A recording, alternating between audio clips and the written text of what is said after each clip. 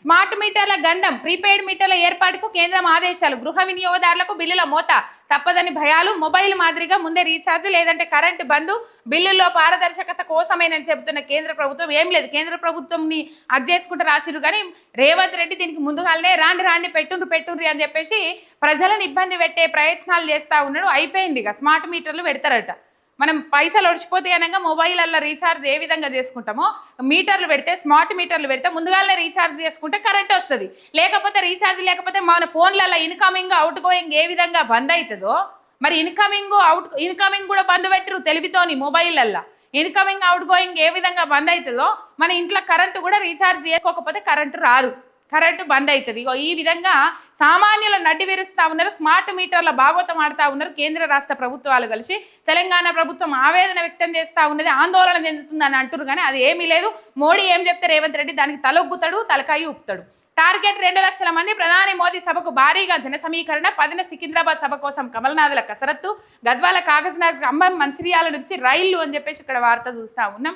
ఏదైతే BRS camp కార్యాలయం మీద దాడి జరిగిందో ఆ దాడి జరిగిన దాన్ని ఈ బీజేపీ బండి సంజయ్ అనుచరులు ఎవరైతే దాడి చేసిండ్రో బండి సంజయ్ ఫోటో పక్కకు పెట్టి అనుచరుల ఫోటోలు పక్కకు పెట్టి మోడీకి చూపెట్టుర్రి, మోడీకి ప్లే చేయరు వచ్చినాక.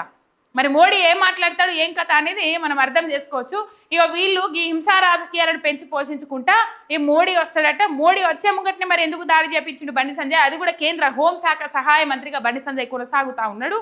మరి హోంశాఖ సహాయ మంత్రి ఈ విధంగా వ్యవహరిస్తే ఇక సామాన్య ప్రజల పరిస్థితి ఏంది? ఒక రాజకీయ నాయకునికి ఒక ఎమ్మెల్యేకి రక్షణ లేదు తెలంగాణ రాష్ట్రంలో. మరి సామాన్య ప్రజలకు ఏ విధమైన రక్షణ ఉన్నది, ఏ విధమైన ప్రొటెక్షన్ ఇస్తా ఉన్నారు, పాలకులు ఏం చేస్తూ ఉన్నారు? హోంశాఖ మంత్రిగా రేవంత్ రెడ్డి, హోంశాఖ సహాయక మంత్రిగా బండి సంజయ్. ఇక వీళ్ళిద్దరు కుమ్మక్కయ్యి మొత్తం మీద ఇక లా అండ్ ఆర్డర్ కంట్రోల్ తప్పేటట్టు చేస్తూ ఉన్నారు. రాష్ట్రంలో ఇంతకు మించి ఏమీ లేదు. దీని మీద మాజీ మంత్రి హరీష్ రావు ఫైర్ అయినరు. నిన్న కోదాడకు సంబంధించి ముఖ్య కార్యకర్తల సమావేశంలో పాల్గొన్నారు, బీఆర్ఎస్ నాయకుల సమావేశంలో పాల్గొన్నారు. తొవ్వల చౌటుప్పల్ దగ్గర ఆగినరు, ఉత్తమ్ కుమార్ రెడ్డికి తలంటిండ్రు.